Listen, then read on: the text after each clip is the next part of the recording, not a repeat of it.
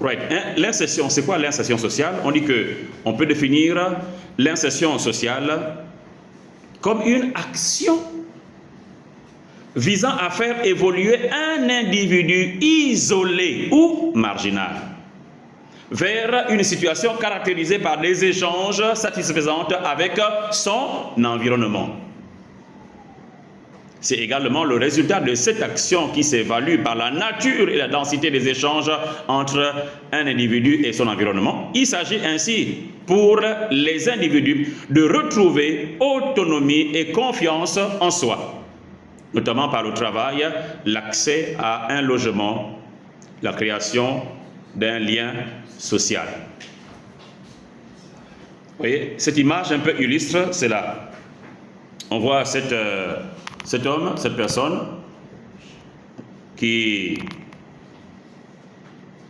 qu'on ramène, voyez, qu'on ramène parmi les siens.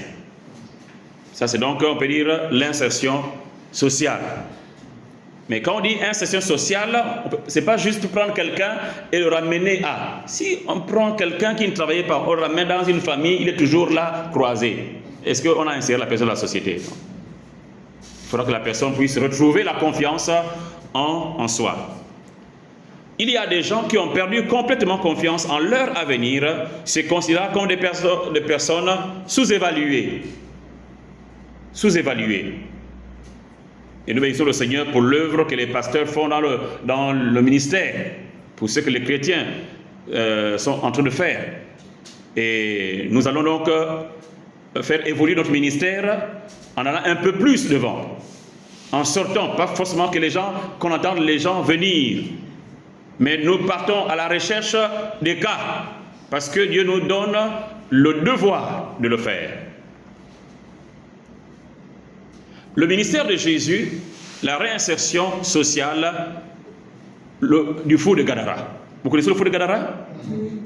Dans Luc 8, la Bible dit, ils abordèrent dans le pays de Gadara, ou Gadarénien, ou Gérasénien, qui est vis-à-vis de la Galilée. Lorsque Jésus fut descendu à terre, il vint au-devant de lui un homme de la ville qui était possédé de plusieurs démons. Ok?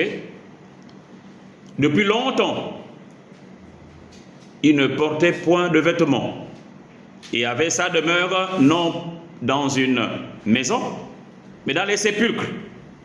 Alors là, c'est vraiment un cas. Hein?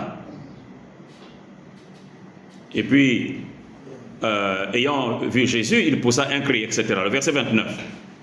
Car Jésus commandait à l'esprit impur de sortir de cet homme, dont il s'était emparé depuis longtemps. Le verset 35. Les gens allèrent et voir ce qui était arrivé, et ils virent auprès de Jésus. Ils vinrent auprès de Jésus, et ils trouvèrent l'homme qui était sorti des démons, assis à ses pieds, vêtu dans son bon sens. Dans son bon sens. Cet homme est guéri, n'est-ce pas? Le chapitre de Marc 5. Comme il montait, verset 18, comme il montait dans la barque, celui qui avait été démoniaque lui demanda la permission de rester avec lui. Jésus ne le lui permit pas, mais il lui dit, va dans ta maison. Va dans ta maison. Vers les tiens et raconte-leur tout ce que le Seigneur t'a fait et comment il a eu pitié de toi. Il s'en alla et s'est mis à publier dans la Décapole tout ce que Jésus avait fait pour lui. Ça, c'est la réinsertion. Il n'est pas prisonnier, mais il est réintégré. Le monsieur vivait dans les sépulcres. C'est là qu'il se sentait bien. Mais qu'est-ce qu'il fait? Il repart dans la société. Et là, dans ces coins, il commence donc à dire tout ce que le Seigneur a fait à son égard. Il y a donc la réinsertion, les 10 lépreux. Vous connaissez l'histoire aussi. Les lépreux, bien sûr, c'était des gens. On dit qu'ils se tenaient à distance parce qu'ils ne pouvaient pas être parmi les gens. Jésus dit quoi? Verset 14, vous montrer au sacrificateur, c'est-à-dire entrer dans la ville. Et pendant qu'ils y allaient, il arriva qu'ils furent guéris.